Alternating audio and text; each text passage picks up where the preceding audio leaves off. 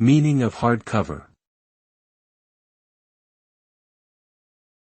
Hardcover. Hardcover. Hardcover. Hardcover.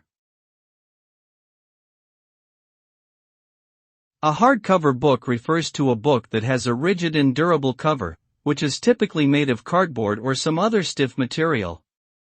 Hardcover books are known for their ability to withstand wear and tear, making them ideal for long-term use or display. They are often used for important or valuable publications, such as encyclopedias, reference books, and limited edition novels. The term hardcover is derived from the process of binding pages into a hardcover, often with decorative designs, giving the book a more polished look and feel compared to a paperback book.